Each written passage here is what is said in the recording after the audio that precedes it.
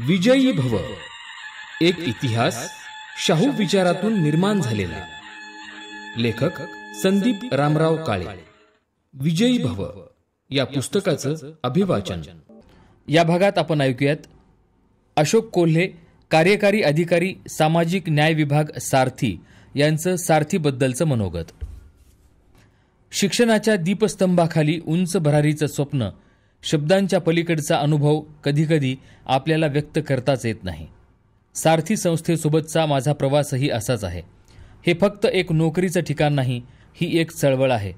एक अशा समाजासाठी झगडणारी चळवळ जिथं स्वप्नांना पंख असतात, पण भरारीसाठी गतीची, आधाराची आणि विश्वासाची गरज असते. जिथं स्वप्नांनी फुलं उमलतात. मराठा कुणबी समाजाला मी जवळून पाहिला आहे. प्रामाणिकपणे जगण्यासाठी झगडणारा हा समाज आर्थिक अडचणींनी सतत कोलमडतो, पण स्वाभिमानानं जगणं मात्र सोडत नाही. शेतमजूर बापाला दिवसरात्र कष्ट करून मुलांना शिकवायचं असतं, पण परदेशी शिक्षणासाठी पैसे मिळवायचं स्वप्न त्यांच्यासाठी केवळ दिवा स्वप्न ठरतं. ही स्थिती बदलण्यासाठी सारथीनं महाराजा सयाजीराव गायकवाड परदेशी शिक्षण शिष्यवृत्ती योजना सुरू केली.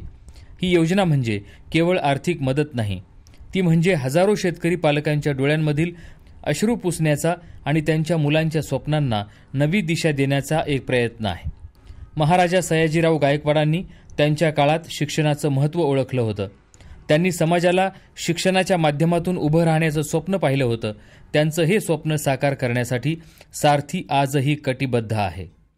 परदेशात पदव्युत्तर शिक्षणासाठी 30 लाख रुपयापर्यंत तर PhDसाठी 40 लाख रुपयापर्यंत शिष्यवृत्ती देऊन सारथीनं आजवर अनेक विद्यार्थ्यांना त्यांची स्वप्न साकार करण्यासाठी मदत केली आहे. नाशिकमध्ये उभं राहिलेलं मातोश्री मुलींचं वसतिगृह म्हणजे फक्त वास्तू नव्हे, तर ती आशेची कवचकुंडलं आहेत. आर्थिकदृष्ट्या दुर्बल घटकातील 200 मुलींना मिळालेलं हे वसतिगृह म्हणजे त्यांच्या स्वप्नांना आकार देण्यासाठी उभा राहिलेला मजबूत आधार आहे. जेव्हा समाजातल्या एका मुलीला आधार मिळतो, तेव्हा ती फक्त स्वतःपुरती प्रगती करत नाही, तर ती तिच्या कुटुंबाचा आणि संपूर्ण समाजाचा स्तर उंचावत असते. या विद्यार्थिनींचं स्वप्न फुलवण्यासाठी सारथी कार्यरत आहे. शेवटी स्वप्नांचं ओझं नसतं, ते फुलासारखं असतं. प्रत्येक विद्यार्थ्याचं स्वप्न मला खुणावतं. त्यांच्या डोळ्यातील चमक, यशस्वी होण्याची जिद्द आणि त्या जिद्दीला सारथीनं दिलेला हात, हे बघणं माझ्या आयुष्याला अर्थ देतं. मी बघितलं आहे एका शेतकऱ्याच्या मुलाला ज्याच्या कुटुंबाकडे 2 वेळचं जेवण पुरवण्यासाठीही पैसे नव्हते. त्याने सारथीच्या मदतीनं परदेशात जाऊन उच्च शिक्षण घेतलं आणि परत येऊन स्वतःचं स्टार्टअप उभारलं. हे यश माझ्यासाठी केवळ आकड्यांमध्ये मोजता येत नाही, ते माझ्या मनाला समाधान देणारं, ऊर्जा देणारं आहे. मला या निमित्तानं सर्व विद्यार्थ्यांना एक आवाहन करायचं आहे. तुमच्या परिस्थितीनं तुम्ही थांबू नका. तुमच्या स्वप्नांवर विश्वास ठेवा. सारथी तुम्हाला तुमच्या ध्येयाच्या वाटेवर कायम साथ देईल. तुम्ही जितकं पुढे जाल, तितकं तुमचं यश समाजाचं भवितव्य घडवेल.